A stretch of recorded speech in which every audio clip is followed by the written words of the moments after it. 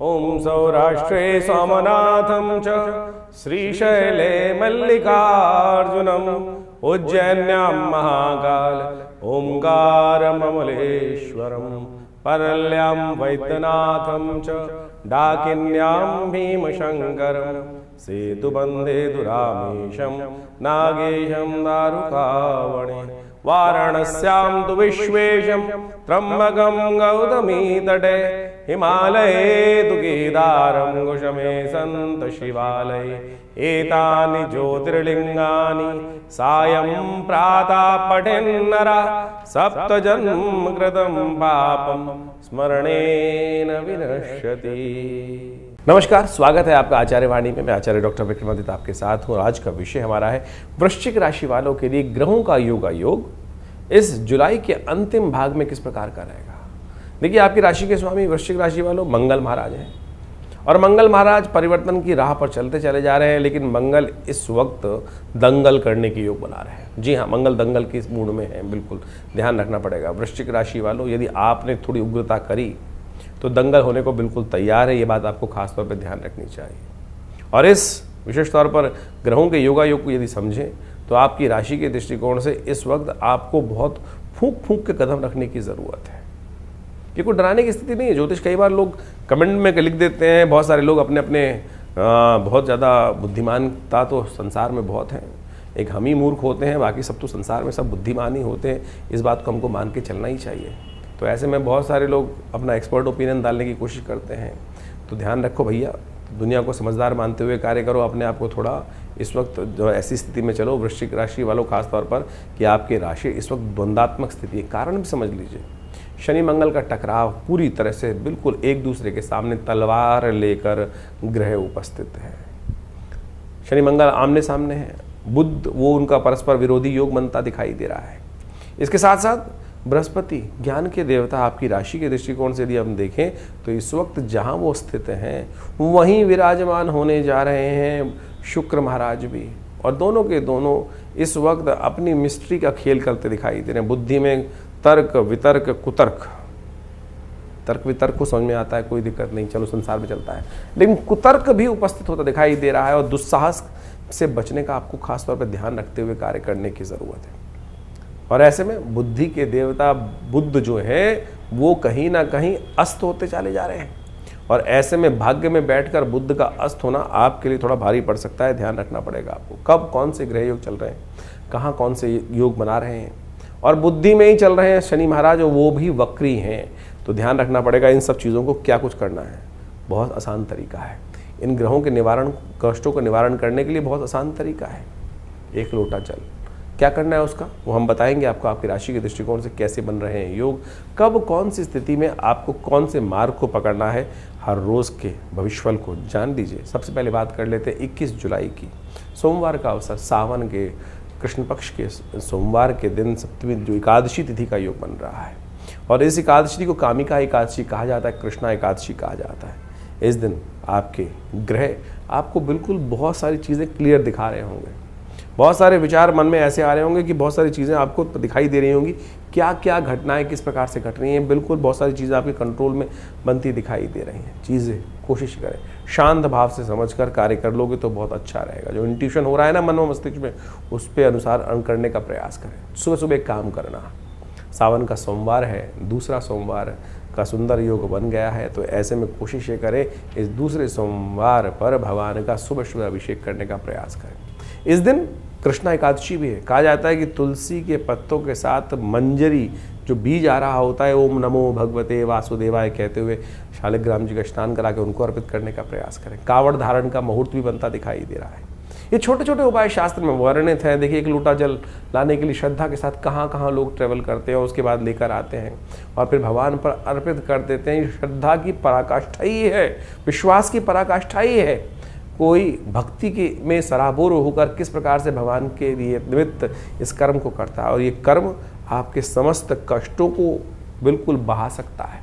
तो इतनी सामर्थ्य है, तो इसलिए कोशिश करें। ग्रह भारी है, लेकिन ये एक छोटा सा जल, जैसा मैं कहा था, एक लोटा जल कैसे कष्टों को निवारण करेगा, इसी तरह से करेगा। श्रद्धा चाहिए, विश्वास चाहिए, और विश्वास सबसे पहले पूर्ण रूप से रखने का प्रयास करें। लोग लाख बहम डालेंगे आपके मन में, अरे कुछ नहीं होता, सब कुछ होता है, अनादिकाल से लोगों ने किया, तो आप भी करें, क्यों दिक्कत है।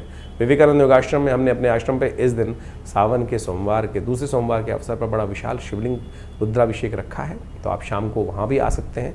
विवेकानंद योगाश्रम दिल्ली में जमुना पार्क कुरेजी में स्थित है, आप आइए, वहाँ पर हमारे साथ बैठ के भगवान का रुद्र अष्टाध्यायी के पूरा 8 अध्यायों से भगवान का सुंदर अभिषेक हमारे साथ बैठ के करें और कल्याण का योग बनाएं और अपने स्थान को आरक्षित करने के लिए फ़ोन पे संपर्क साध सकते हैं। 22 तारीख मंगलवार का अवसर, इस दिन द्वादशी और त्रयोदशी तिथि का योग है। त्रयोदशी क्षय दिल्ली के पंचांग के अनुसार से दिखाई दे रही है।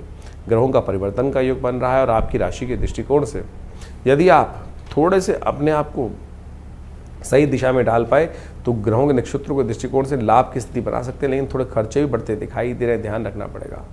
अपने विचारों को थोड़ा खुला तौर पे आगे बढ़ाने का आपको प्रयास करना चाहिए, उससे आपको लाभ प्राप्ति के योग बन सकते हैं। नए कार्य में हाथ डालने के लिए दिन थोड़ा भारी दिखाई देता है। कावड़ धारण करने का बिल्कुल अंतिम समय है, ऐसे में मध्याह्न के बाद विशेष तौर पर हो सके तो भगवान का ध्यान करते हुए कावड़ का व्यवस्था करें, जल धारण करें और उसके बाद विशेष तौर पर भगवान के प्रति अगले दिन तो अर्पित ही करना है, यही योग है, तो कोशिश करें इसका लाभ लेने का प्रयास कीजिए। 23 तारीख बुधवार का अवसर, चतुर्दशी तिथि, महाशिवरात्रि, सावन की महाशिवरात्रि का सुंदर योग है। 1 लोटा जल आप यदि भगवान को अर्पित कर दें तो आपके मनोरथ सिद्ध होने के योग बना सकते हैं। ग्रह व्यावसायिक दृष्टिकोण से आपके लिए अनुकूल दिखाई देते हैं, लेकिन फिर भी मनोमस्तिष्क में थोड़े से द्वंद्वात्मक स्थिति चलती दिखाई देगी। करूं ना करूं ये स्थिति, ये दिशा में जाऊं कि ना जाऊं ये स्थिति है। जो सरल मार्ग हो उसको अपनाने का प्रयास करें तो अच्छा रहेगा।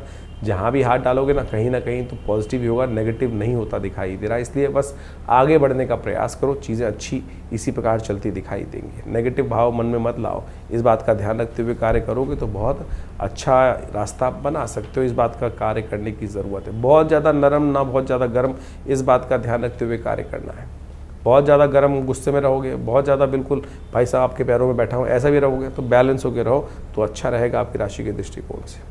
24 तारीख का दिन बृहस्पतिवार का दिन है, अमावस्या है, सावन की अमावस्या, हरियाली तीज की अमावस्या। ग्रह नक्षत्रों के दृष्टिकोण से देखें तो महत्वपूर्ण समय है। जितने धर्म में आपकी आस्था जागती दिखाई दे रही है, सरल होते दिखाई दे रहे हो। 2 दिन पहले जो स्थिति थी कि थोड़ी सी द्वंद्वात्मक स्थिति, अब वो सरल होती जाएगी, धर्म में आपकी आस्था जागती दिखाई देगी। लेकिन एक समस्या और हो गई है, बुध महाराज इस दिन सुबह 11:10 पे हो जाएंगे अस्त। ये बुध का अस्त होना थोड़ा सा आपके लिए दृष्टिकोण से थोड़ा भारी दिखाई देता है। बुद्धि का जो सही रूप से ट्यूबलाइट वाली स्थिति होगी, यानी अब बृहस्पति भी परिवर्तन के सब तरफ जा रहे हैं और साथ साथ शुक्र भी वहाँ परिवर्तन करके प्रवेश कर रहे हैं, तो ऐसे में थोड़ा ध्यान रखना पड़ेगा। एक काम करें, डबल उपाय बता रहे हैं हम आपको। एक बड़ का पेड़ या आम का पेड़ या विशेष तौर पर कोई भी पेड़ लेकर, जो दिव्य पेड़ हो, केले का पेड़ ले लीजिए, कुसी का पेड़ ले लीजिए, और कोई दिव्य पेड़ जो हो, जो पंच पल्लव जिनसे निकलते हैं, तो उनके लेकर पेड़ को कहीं रोपित करने का प्रयास करें। यदि कोई प्रेत बाधा मनोमस्तिष्क में विचार में किसी को परेशान कर रही है तो पीपल का पेड़ लगाने का प्रयास करें। यदि सही रूप से ज्ञान नहीं प्राप्त हो रहा है और सही रूप से गुरु का आशीर्वाद लेना चाहते हैं तो केले का पेड़ कहीं रोपित करने का प्रयास करें। यदि आपके जीवन में अपशगुन हो रहे हो तो इस शुभ तिथि में आम के पेड़ को किसी धर्मस्थल में लगाने का प्रयास करें, या अशोक के पेड़ को, किसी मन में शोक चल रहा है, एंजाइटी चल रही है, तो अशोक के पेड़ को इस हरियाली तीज पर रोपित करने का प्रयास करें, उसको जल दें, उसकी सेवा करने का प्रयास करें। देखिए आपके मनोमस्तिष्क में परिवर्तन का योग बन जाएगा। दिव्य औषधियाँ है ये, तो इनके द्वारा करेंगे तो कल्याण का योग बनेगा। 25 तारीख शुक्रवार का अवसर, और ऐसे में ग्रह नक्षत्रों के दृष्टिकोण से देखिए परिवर्तन का अद्भुत योग बन रहा है। शुक्ल पक्ष आरंभ होगा सावन का इस दिन से, और मंगल महाराज अपनी गति को और आगे बढ़ाएंगे, और ये मंगल की गति परिवर्तन का जो योग बन रहा है वो आपकी राशि के दृष्टिकोण से बहुत तेज गति से आगे चल रहे हैं। इस वक्त मंगल सूर्य के नक्षत्र में प्रवेश करते दिखाई दे रहे हैं, और ये मंगल आपके पराक्रम को कहीं ना कहीं पॉजिटिव रूप से बढ़ाने का योग देंगे। और उदय स्थिति में मंगल है, और लेकिन षडाष्टक योग बना के रखे हुए हैं, बस द्वंद्वात्मक स्थिति से बच पाओगे तो बहुत अच्छा रहेगा। ऐसे में सफ़ेद चीज़ों का दान करना अच्छा रहेगा। गौशाला में थोड़ा हरा चारा दान देना आपकी राशि के दृष्टिकोण से कहीं ना कहीं आपके ऐश्वर्य में वृद्धि के योग देता दिखाई देगा। 26 तारीख शनिवार का अवसर है, और वृश्चिक राशि वालों को समझ लेना चाहिए उनके लिए योग कैसे बन रहे हैं। इस दिन द्वितीया तिथि है। ग्रह नक्षत्रों के दृष्टिकोण से आपकी मेहनत रंग लाती दिखाई देगी। सुबह जो धर्म की तरफ अच्छा से सही रूप से कार्य करोगे, पॉजिटिव रह के काम करोगे, शाम आते आते उसमें पॉजिटिव रिजल्ट्स आने के योग बनते दिखाई दे रहे हैं। ऐसे में थोड़ी सी बुद्धि का ध्यान रखना पड़ेगा। जो विशेष तौर पे बृहस्पति के साथ शुक्र का योग बनता दिखाई दे रहा है। मिथुन राशि में शुक्र प्रवेश करते दिखाई दे रहे हैं सुबह सुबह करीब 9 बजे के आसपास। ऐसे में थोड़ा सा दूध का दान करना, गौ पूजन करना, और साथ साथ आपकी राशि के दृष्टिकोण से सबसे अच्छा रहेगा कि शाम को यदि चंद्र दर्शन हो पाए तो उनका दर्शन करके गुरुजन का आशीर्वाद लेना आपके लिए अच्छा रहेगा। 27 तारीख रविवार का अवसर है, तृतीया तिथि विद्यमान है और इस दिन ग्रह नक्षत्रों के दृष्टिकोण से आपकी मेहनत से लाभ होने के योग बनते दिखाई दे रहे हैं। आपके पराक्रम से कहीं ना कहीं पॉजिटिव रिजल्ट्स आने के योग बन सकते हैं। तो जितनी मेहनत, जितने कदम आगे, उतने रिजल्ट तो अवश्य प्राप्त होंगे। आप हो सके तो थोड़ा मधु लेकर, शहद लेकर, मधुश्रवा तीज है, हरियाली तीज है, और इस दिन भगवान को झूला झुलाया जाता है। भगवान कृष्ण को थोड़ा मंदिर में जाकर एक झूले में बिठाकर उनको थोड़ा सा झूला झुलाइए। आनंद का पर्व है भारतीय संस्कृति। जितना आनंद के साथ जीवन को यापन करने का प्रयास करोगे उतना ज़्यादा आपके कष्टों से निवृत्ति मनोमस्तिष्क में होने के योग बन सकते हैं। मधुश्रवा तीज सुंदर जीवन में मधुर रस घोलने के लिए है। तो ऐसे में थोड़ा शहद से भगवान का अभिषेक करना, शहद भगवान को अर्पित करना, चाहे शिव को चाहे भगवान विष्णु को, समस्त रूप से कल्याण के योग बनाता है। 28 तारीख सोमवार का अवसर, चतुर्थी तिथि विद्यमान है और समय चलते चलते, भागते भागते जहाँ पहुँचता चला जा रहा है। अभी सावन आरंभ हुआ तो सावन मध्यकाल से आगे निकलकर तीसरे सोमवार की तरफ योग बना रहा है। ग्रहों का परिवर्तन का योग भी बन रहा है। मंगल महाराज इस दिन अपनी राशि से आगे निकलकर, आपके दशम भाव से निकलकर एकादशवें भाव में प्रवेश करते दिखाई दे रहे हैं और ये आपकी राशि के दृष्टिकोण से थोड़ी बुद्धि में कुतर्क को उपस्थित करता दिखाई दे सकता है। ध्यान रखना, कुतर्कों से बचना, अननेसेसरी के क्लैश से बचना। जो भी कार्य करना है उसमें जो कहे उसको थोड़ा शांति भाव से समझना, उसके बाद बोलने का प्रयास करना। बिना सोचे समझे चीज़ों पर बोल देने से, कमिट कर लेने से कहीं ना कहीं नुकसान में फंस सकते हैं। हो सके तो दिमाग को ठंडा रखने का प्रयास करें। सावन का तीसरा सोमवार है। जल से, गंगा जल से भगवान का यथाउचित भाव से आप अवश्य अभिषेक करने का प्रयास करें। स्वास्थ्य की कामना करें। यदि कोई स्वास्थ्य खराब चल रहा हो किसी व्यक्ति का, तो ऐसे में दूरवा चतुर्थी के दिन ये इस बार फिर पुनः, इस बार देखिए समस्त विघ्नों को दूर करने के लिए सावन में चमत्कार हुआ है। हमारे जीवन में कई बार विघ्न परेशान कर रहे होते हैं। ऐसे में इस बार सावन का योग जो बनकर आया है सोमवार का, 2 सोमवार जो हैं चतुर्थी के दिन पड़ रहे हैं, विघ्नों को दूर करने वाले। भगवान गणेश का सुंदर स्तवन करते हुए दूरवा भगवान को अर्पित, समस्त शिव परिवार को अर्पित करें। हो सके तो दूरवा के गणेश जी बनाकर भगवान शिव की गोद में बैठाकर उनका अभिषेक साथ में करेंगे तो बहुत से कष्टों को निवारण करने के योग बन सकते हैं आपकी राशि के दृष्टिकोण से। 29 तारीख मंगलवार का अवसर है, पंचमी तिथि विद्यमान है और इस दिन ग्रह नक्षत्रों के दृष्टिकोण से ग्रहों का परिवर्तन का योग बन रहा है। बहुत अच्छा परिवर्तन का योग बन रहा है। 2 ग्रह परिवर्तन की तरफ जा रहे हैं और एक ग्रह परिवर्तन कर आपकी राशि के दृष्टिकोण से लाभ के योग बना रहा है और दूसरा बृहस्पति महाराज का भी परिवर्तन जो है वो राहु के नक्षत्र में बृहस्पति महाराज अंतिम चरणों में जाते दिखाई दे रहे हैं। वो आपको धर्म से विमुख करते दिखाई देंगे, बुद्धि जो है वो धर्म से हटाते दिखाई देंगे। आपकी बुद्धि कहीं ना कहीं द्वंद्वात्मक स्थिति उत्पन्न करती दिखाई दे रही है, लेकिन मन जो है वो कहीं ना कहीं यदि धर्म में रहा तो लाभ की गारंटी लेता दिखाई दे रहा है। जितना संतों के चरणों में सेवा करोगे उतना मेवा प्राप्त करने के योग बनते दिखाई दे रहे हैं। यानी अध्यात्म की तरफ बढ़ने की कोशिश करना द्वंद्व से। बुद्धि जो है वो द्वंद्वात्मक स्थिति में, क्योंकि शुक्र और साथ साथ बृहस्पति दोनों बिल्कुल सन्निकट आ चुके हैं, एक ही राशि में प्रवेश कर चुके हैं।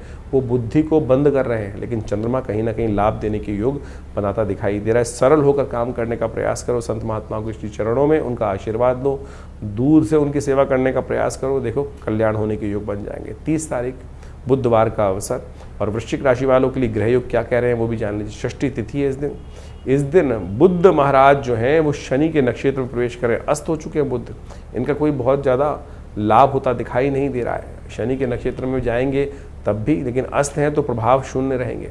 कल की जयंती है इस दिन। ग्रह नक्षत्रों के दृष्टिकोण से योगा योग जो आपकी राशि में बन रहा है, भगवान विष्णु नारायण की पूजा करने का प्रयास करें। बुधवार का दिन है, शालिग्राम जी का पूजन करें, उन्हें जल अर्पित करें, तुलसी अर्पित करें, मंजरी अर्पित करें, उससे आपके कष्ट निवारण करने का योग बनेगा। 31 तारीख बृहस्पतिवार का अवसर, गज केसरी योग आपकी राशि में बनता दिखाई दे रहा है, लेकिन ये चांस ऐसे हैं कि 50% अच्छा 50% नुकसान देने के योग दे रहा है। यदि आपने अपनी राशि के दृष्टिकोण से खर्चों को कंट्रोल कर लिया तो आपके लिए बहुत अच्छे योग बन सकते हैं। हमारे जीवन में कष्ट आते हैं क्योंकि हमारे द्वारा कुछ ना कुछ दुष्कर्म कभी ना कभी हो जाते हैं। ऐसे में ग्रह नक्षत्रों के दृष्टिकोण से, पंचांग के दृष्टिकोण से बहुत सारे योग बनते हैं। एक योग इस दिन बन रहा है जिसको कहा जाता है पाप नाशिनी सप्तमी। इस दिन भगवान सूर्य, देखिए आपकी राशि के दृष्टिकोण से सफलता के दायक सूर्य महाराज हैं, तो ऐसे में कोशिश करें भगवान सूर्य को सुबह सुबह उनका दर्शन कर उनको जल पीले पुष्प के साथ अर्पित करने का प्रयास करें। आपके कष्ट दूर होने के योग बनेंगे। देखिए सावन का महीना चल रहा है, इस समय आपने अभी अपने भविष्य को समझा। भविष्य में ग्रह तो खेल करते रहेंगे, अपने अपने अजीब अजीब खेल चलते रहेंगे, लेकिन एक बात ध्यान रखें, हम अपनी मनोकामनाओं को पूर्ण करने के लिए जिस भी रास्ते को अपनाएंगे वो कहीं ना कहीं मनोकामना पूर्ण होती है, लेकिन हमारी परीक्षा भी साथ साथ जीवन में चलती रहती है और शास्त्र उसके प्रमाण है। शास्त्र के दृष्टिकोण से इस रहस्य को हमें समझना चाहिए। मार्कंडेय ऋषि के बारे में आपने सुना होगा। शास्त्र में अष्ट चिरंजीवी कहे गए, अश्वत्थामा, बलिर्व्यासु, हनुमानश्च विभीषण, कृपा परशुरामस्य, मार्कंडेय च अष्टमा। ये अष्ट चिरंजीवी हैं जिनके जीवन में अद्भुत चमत्कार का योग बना है। और इस सावन के महीने में इस रहस्य को हमें समझने की आवश्यकता है। हम कई बार अपने वीडियोस के माध्यम से आपके समक्ष भाव उपस्थित करते हैं कि हमको शरणागति भगवान की प्राप्त करने का उपाय करना चाहिए, और पौराणिक मत से ज्योतिष को जो समझ लेते हैं उनके बहुत सारे कष्ट निवृत्ति के योग बन जाते हैं। ये सावन का महीना बेहद खास है, और ऐसे में संसार में शास्त्रों में लिखा है कि हमारे समस्त जो जीवन जो है ग्रहों के अधीन है। ग्रहों के उठापटक परिवर्तन के अनुसार से हमारे जीवन में अच्छा बुरा समय हमको प्राप्त होता है, लेकिन उसके ऊपर भी एक 10वां ग्रह है भनु भगवान का अनुग्रह करना। जो भगवान का अनुग्रह कर लेते हैं उनके समस्त 9 के 9 ग्रह शांत हो जाते हैं। एक बार एक ऋषि थे, एक ब्राह्मण थे, उन्होंने भगवान के समक्ष पूजा करी, प्रार्थना करी, काशी में रहते थे, भगवान की नित्य प्रति पूजा करते थे। घर में कोई संतान नहीं थी, तो भगवान को प्रसन्न किया। भगवान शिव जो है, जैसा महीना चल रहा है तो कहा जाता है कि सावन के महीने में भगवान पे एक लोटा भी अर्पित कर दोगे तो भगवान तथास्तु का वरदान ही देते हैं। भगवान प्रसन्न हुए, कहा जाता है बहुत वर्षों की साधना से, और भगवान ने उन ब्राह्मण को, विप्र को कहा कि बोलो क्या चाहते हो। उन्होंने भगवान के सामने प्रार्थना रखी कि हमारे घर में संतान नहीं, संतान आप आशीर्वाद दें तो संतान। भगवान ने बड़ा विचित्र प्रश्न किया, बोले संतान चाहिए, पुत्र चाहिए, कुपुत्र चाहिए। कुपुत्र चाहिएगा तो लंबा जीने वाला मिलेगा, सुपुत्र चाहिए तो केवल 5 वर्ष की आयु वाला मिलेगा। कहा जाता है कि संतान की आकांक्षा में उस साधु ने, संत ने, ब्राह्मण ने कहा कि भगवान सुपुत्र ही दो, कुपुत्र होगा तो जीवन भर कष्ट देगा, कम से कम 5 साल तो सुख प्राप्त करने का योग बनेगा, संतान की सेवा करने का अवसर मिलेगा। भगवान ने तथास्तु कहा। देवयोग से संतान प्राप्ति हुई। मार्कंडेय ऋषि उस घर में उत्पन्न हुए, और जैसे जैसे जीवन समय आगे चलता रहा, उस साधु को, उस ब्राह्मण को ये तो पता ही था कि बच्चे की आयु केवल 5 साल है।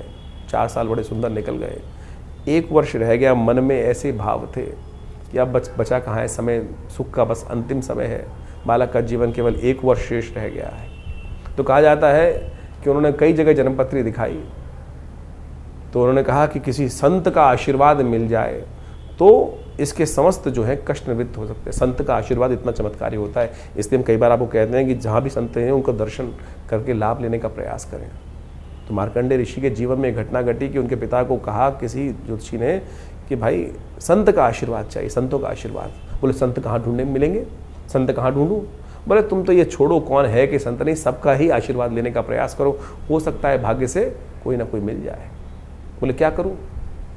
बोले एक काम करो, कुटिया बनाओ, गंगा के तट पर संत महात्मा दर्शन करने आते हैं, स्नान करने आते हैं, जो भी दिखाई दें आप सब उनके ही चरणों में नमन करो, सब आशीर्वाद देंगे। यही किया उन्होंने। 1 वर्ष था, धीरे धीरे समय भागता चला गया। देवयोग से 3 दिन शेष रह गए थे उस 1 वर्ष पूरा होने में। मार्कंडेय ऋषि का जो शरीर था पूरा होने में 3 दिन बाकी थे। देवयोग से भगवान की कृपा से 7 ऋषि वहाँ से निकले, उन्होंने नमन किया, और जैसे ही मार्कंडेय ऋषि ने उनको नमन किया, उस ऋषि बालक ने नमस्कार प्रणाम किया, उन्होंने कहा यशस्वी भव, दीर्घायु भव। और जैसे ही दीर्घायु कहा तो वो ब्राह्मण था, हंसा। बोले महाराज आप आशीर्वाद दे रहे हो, दीर्घायु भव, आयुष्मान भव का आशीर्वाद दे रहे हो, इस बालक के तो 3 दिन ही शेष रह गए हैं। उनको बड़ा विचित्र लगा सप्तऋषियों को कि अरे हमारा आशीर्वाद तो निष्फल चला जाएगा।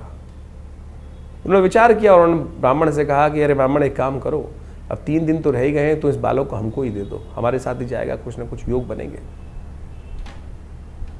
ब्राह्मण ने सोचा 3 दिन रह गए हैं, अब हो सके तो जो भी कृपा होनी हो, वो सप्तऋषि उनको साथ ले गए। सप्तऋषि सीधे पहुँचे, कहा जाता है कि भगवान ब्रह्मा के पास, और उस बालक को कहा कि हमारे पीछे रहना। और जैसे ही सप्तऋषियों ने भगवान ब्रह्मा को प्रणाम किया तो ब्रह्मा जी ने उन सबको आशीर्वाद दिया, आयुष्मान भव। और जैसे ही आशीर्वाद दिया आयुष्मान भव, तो भगवान ने कहा, समस्त सप्तऋषियों ने कहा कि हमारी बला तो टली, अब आपके हमारे वाक्य से अब आपका वाक्य जुड़ गया और अब आपकी बला, इस संसार को रचा आपने ही ब्रह्मा जी। तो जैसे ही वो हंसे सप्तऋषि, तो ब्रह्मा जी ने पूछा हंसने का कारण?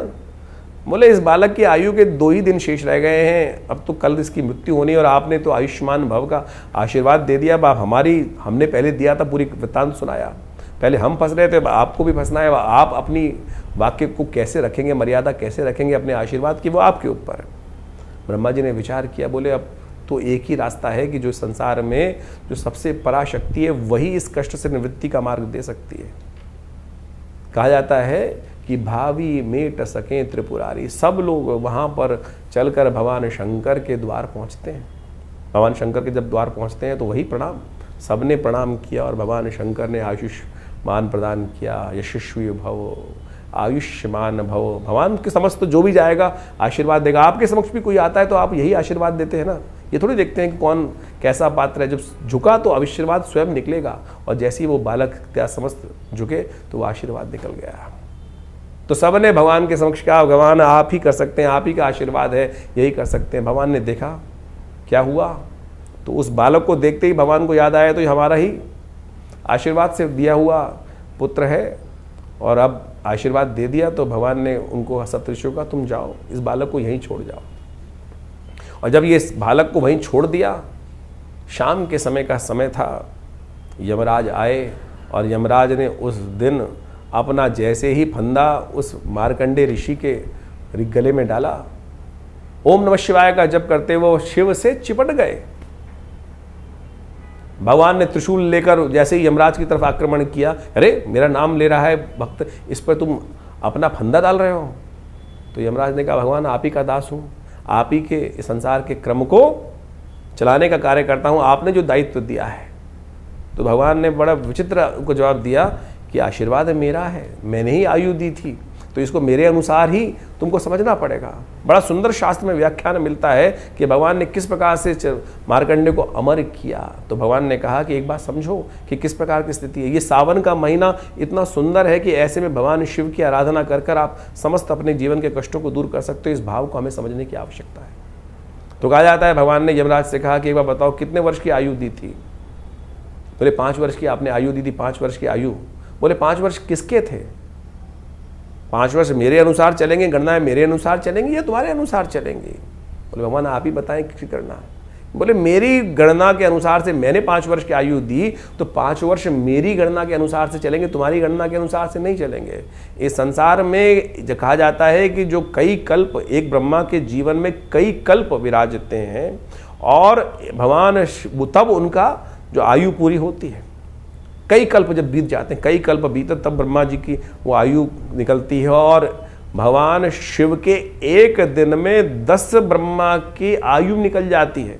तो अब भगवान ने कहा गिनाओ, 5 वर्षों के महीने बनाओ, दिन बनाओ, उसके बाद गणना करो। तो यमराज ने हाथ जोड़े भगवान के। तो ये चमत्कार है भगवान की भक्ति का। तो मार्कंडे ऋषि जब अमर हो सकते हैं, शास्त्र में वर्णित है, तो असंभव इस संसार में कुछ नहीं है। तो आप बड़ी श्रद्धा के साथ भगवान के अनुनय विनय के साथ पूजन करने का इस सावन के महीने में सुंदर जो योग बन रहे हैं, जो आपने भी समझे, तो इसलिए इस भक्ति मार्ग पर चलने का प्रयास करें। जीवन में चमत्कार हो सकता है। बाकी सब ग्रहों का जो खेल है वो तो है ही है, विचित्र है। तो ये ग्रहों की गणना जो आप समझ रहे हैं, वो एक तरफ, नवोग्रह एक तरफ, 10वां ग्रह प्रभु का अनुग्रह एक तरफ, उसको अपनाने का प्रयास करें, चमत्कार हो सकता है। तो सावन के सुंदर महीने में आपने ग्रहों का योगायोग समझने का प्रयास किया, और इसके अनुसार से आपकी राशि के दृष्टिकोण से किस प्रकार के ग्रहों का योगायोग चल रहा है वो आप समझ लें, तो बहुत अच्छे से आप चीज़ों को, परिस्थितियों को अपने अनुरूप से परिवर्तन करने का योग बना सकते हैं। देखिए, जैसे ग्रहों का योग, परिवर्तन का योग इस समय बना है, चाहे वो शनि का परिवर्तन हो चुका हो, उसके साथ साथ मंगल का परिवर्तन जो विचित्र योग बना रहा है वो आपको समझ लेना चाहिए, समसप्तक योग। ऐसे में कई ग्रहों का जो परिवर्तन, बुध का अस्त होना, ये सबका सब बहुत विशेष योग लेकर आपके जीवन में उपस्थित हो रहा है। यदि हम वास्तविक तौर पर राजनीतिक दृष्टिकोण से या विश्व के व्यापक दृष्टिकोण से देखा जाए तो शनि मंगल का समसप्तक योग कई प्रकार की भयावह त्रासदियों को जन्म दे सकता है, चाहे वो प्राकृतिक आपदाओं के रूप में हो या वो विशेष तौर पर राजनीतिक तौर पर या सामाजिक दृष्टिकोण से। कई प्रकार के द्वंद्व ऐसे समय में उपस्थित होते हैं। ज्योतिष की गणनाओं के अनुसार से इस बात को हम अच्छे से समझ सकते हैं कि जब जब शनि मंगल आपस में या तो एक संग बैठे हों या एक दूसरे के सामने हो तो युद्ध की स्थिति रहती है, चाहे वो किसी का भी जीवन चल रहा हो। तो ऐसे में अपने मनोमस्तिष्क को हमको शांत रखते हुए कार्य करने का प्रयास करना चाहिए। जिस प्रकार से ग्रह योग आने वाले 3-4 महीने तक के लिए इस प्रकार की स्थिति बना रहे हैं, अभी समसप्तक योग बन रहा है, फिर आगे जाके षडाष्टक योग पुनः बन जाएगा शनि का और विशेष तौर पर मंगल के साथ। और ऐसे में 2 ग्रह विशेष तौर पर और भी समझने की आवश्यकता है। शुक्र और बृहस्पति दोनों ज्ञान के देवता हैं, एक देवगुरु हैं और एक दैत्य गुरु हैं, और उनका भी एक स्थान पर युति होना वो भी विशेष तौर पर विशेष परिवर्तन का जीवन में उत्थान करने का योग देता है। ऐसे में समझना चाहिए कि बुद्धि की युग चलेंगे और कहीं ना कहीं बुद्धि के तर्क वितर्क के दृष्टिकोण से कहीं ना कहीं स्थितियों को हम अपने पॉजिटिव भी कर सकते हैं और नेगेटिव भी कर सकते हैं। अगर नहीं समझेंगे, नेगेटिव करेंगे तो, क्योंकि शुक्र चाल पे चाल चलने के योग बृहस्पति और शुक्र जब भी एक साथ आते हैं तो कहीं ना कहीं द्वंद्वात्मक स्थिति बनती है। और एक साथ मंगल शनि का टकराव और शुक्र और बृहस्पति का एक साथ युति होना, ये विश्व के दृष्टिकोण से पुनः एक ना एक कई राजनीतिक दृष्टिकोण से, कूटनीति के दृष्टिकोण से थोड़ा सा समस्याएं उत्पन्न करने वाला दिखाई देता है। जो लोग शेयर इत्यादि के क्षेत्र में या किसी भी प्रकार के कार्य करने में जहां बहुत तेज डिसीजन लेने की आवश्यकता होती है, ऐसे में सावधानी के साथ कार्य करने की ज़रूरत रहेगी। मार्केट में एक विशेष तौर पर जो ग्राफ है वो उठने और गिरने का योग विशेष तौर पर बनता दिखाई दे रहा है। तो ऐसे में ग्रहों की स्थिति को आपने यदि समझ लिया, उसके अनुसार से जीवन में परिवर्तन करने का प्रयास किया, तो बहुत अच्छे से चीज़ों को आप अपने अनुरूप परिवर्तन करने का योग बना सकते हैं। और आदिकाल में भी लोगों ने इसी प्रकार से योग अयोग का लाभ जीवन में समझने का प्रयास किया है। बहुत सारे लोगों के प्रश्न मन में चलते रहते हैं और उन प्रश्नों का निवारण करना भी बहुत सारा आवश्यक ज़रूरी होता है। इन देखिए, जीवन में कष्ट हैं और उनका निवारण करने का मार्ग विभिन्न उपायों के माध्यम से शास्त्र में ऋषियों ने अपने अपने अनुसार से शास्त्रों में वर्णित किया है। लेकिन विशेष योग जो है वो हरिनाम ही है, भगवान का नाम ही है, जो सब प्रकार से जीवन के कष्टों को दूर करता है। भगवान वेदव्यास ने समस्त पुराणों की समस्त बहुत विशेष ग्रंथों की रचना करी और उन्होंने अंत में एक बात लिखी, आलुड्य सर्वशास्त्रानि विचारे व पुनः पुनः इदमेकम सुनिष्पन्नम ध्याये नारायण सदा। तो भगवान का, श्री हरि का, भगवान का स्तवन किसी प्रकार भी यदि हम कर लें, वही वास्तविक तौर पर ग्रहों का निवारण होता है। इंडिविजुअल तौर पर कई ग्रहों के उपचार के तौर पर बहुत सारे समय समय पे हम उपाय बताते ही रहते हैं, लेकिन उसके साथ साथ भी पराप्रकृति ने, ऋषियों ने जिस प्रकार से हमारे भारतीय सनातन पद्धति के अनुसार से विभिन्न त्योहारों को, विभिन्न जो उत्सव है उनकी संरचना करी है, वो इसी सोच समझ कर करी है कि किसी न किसी प्रकार से हम उस प्रभु भजन में अपने आप को लगाए रखें। सावन चल रहा है और सावन में भगवान को प्रसन्न करने के लिए एक लोटा जल ही काफ़ी है। अनेक अनुष्ठान, बड़े बड़े चमत्कारिक प्रभाव उपस्थित करते हैं, उनको भी करना बड़ा श्रेष्ठ शास्त्र माना गया है। लेकिन वहाँ सबसे बढ़िया जो सरलतम उपाय है, भगवान शिव पर एक लोटा जल ही अर्पित कर दे। यदि नित्य प्रति इस उपाय को कर लेना, आपको कोई बहुत बड़े किसी और उपाय की आवश्यकता नहीं पड़ेगी। तो शास्त्र में इन सब जो रीति रिवाज के माध्यम से इन समस्त सरल पद्धतियों को हमारे ऋषि मुनियों ने वहाँ पर इंगित किया है, तो इसको हमें समझना चाहिए। सरल भाव, हम जीवन में अपने मन से सरल ही नहीं हो पाते हैं, और जब तक सरल नहीं होंगे तब तक वो जीवन में कष्ट निवारण का मार्ग खुलेगा नहीं। तो ज्योतिष में कोशिश ये करें अपने जीवन में समस्त ग्रहों का उपचार करने के लिए विभिन्न मंत्र, अनेक चमत्कारिक मंत्र उपस्थित किए जाते हैं, और हमने उन समस्त मंत्रों का अनुसंधान करके देखा। विभिन्न प्रकार के जीवन में हर बहुत सारे लोग कष्ट में आते हैं। ऐसे में यदि स्वास्थ्य के दृष्टिकोण से कोई समस्या चल रही हो, तो इस विशेष तौर पर सावन के महीने में महामृत्युंजय मंत्र का जप करना सबसे श्रेष्ठकर माना गया है। तो ऐसे में कैसी भी बड़ी विपदा हो, उससे निवृत्ति का मार्ग प्राप्त करने के लिए, उस कष्ट को अपने जीवन से दूर करने के लिए महामृत्युंजय मंत्र का यथाउचित भाव से श्रद्धा के साथ अवश्य जप करें, और उसी मंत्र का जप करते हुए भगवान का अभिषेक भी करने का प्रयास करें। चाहे वो दूध से कर सकें, चाहे वो जल से कर सकें, जैसी आपकी सामर्थ्य, जैसी आपकी इच्छा हो। भगवान भाव के भूखे हैं, और भगवान के भाव जो दिए भाव का ही सामग्री बनाकर भगवान के श्री चरणों में अर्पित कर दें, तो देखिए समस्त कष्ट निवारण करने की देर नहीं लगी। शास्त्र कहता है एक घड़ी आधी घड़ी आधी से पुनियाद, तुलसी संगत साध की हरे कोट अपराध। तो इसलिए वो एक क्षण कब आ जाए। समझ रही है ना कि 108 बार 1.25 लाख मंत्र जप करने का शास्त्र में वर्णन मिलता है। वो इसीलिए मिलता है कि लगातार रिदम के साथ चलते हुए यदि एक क्षण के लिए भी, एक मंत्र के लिए भी हमारा मन एकाग्र हो पाया तो वो जो ट्रैवल पूरा लंबा मार्ग है वो बहुत आसानी से पूरा हो जाएगा। तो इसलिए सरलता से इसी भाव को हम अपने जीवन में रखने का प्रयास करें तो ये विभिन्न ग्रहों का जो उपचार इत्यादि है वो सब हमारे जीवन प्राप्त हो जाएगा। बहुत सारे लोगों के अलग अलग प्रश्न होते हैं, जैसे हमने कहा उन सब के निवारण के लिए हमने ये प्लेटफॉर्म आपके समक्ष रखा ही हुआ है। आप अपने प्रश्नों को व्हाट्सएप के माध्यम से हमारे यहाँ भेज सकते हैं। इसके अलावा हर रविवार को विभिन्न जो बड़े कार्यक्रमों में हम सब आपके साथ समय रहते हैं तो उसमें आप आ भी सकते हैं। हर रविवार को विशेष तौर पर बड़ा कार्यक्रम रहता है, यज्ञ में आप सब सम्मिलित हो सकते हो। इस श्रावण के महीने में तो विशेष व्यवस्था हमने रखी हुई है कि हर रोज़ नित्यपति भगवान का रुद्राभिषेक, भगवान शंकर का रुद्राभिषेक चलता है आश्रम पे। और सोमवार के सोमवार जितने सोमवार पड़ रहे हैं उसमें विशेष बड़े तौर पर सामूहिक तौर पर भगवान के रुद्राभिषेक करने की व्यवस्था की गई है। आप भगवान के सानिध्य में एक बार रुद्राभिषेक का सुंदर आनंद शास्त्र विधि के अनुसार से कर देखिएगा, समस्त कष्टों को निवारण करने का सुंदर मार्ग अवश्य प्राप्त होगा। इसकी सुंदर व्यवस्था आश्रम की तरफ से है, तो आप स्वयं आकर किसी भी जो व्यवस्था को जानते हुए फ़ोन नंबर से संपर्क साध कर आप उस कार्यक्रम में जुड़ सकते हैं। और हमने ऐसा विश्वास रखा है कि भगवान की, और अनेक प्रकार से देखे भी हैं, कैसे भी कष्ट हों भगवान की कृपा से वो दूर हो जाते हैं और उससे आपको लाभ ही प्राप्त होगा। धन्यवाद।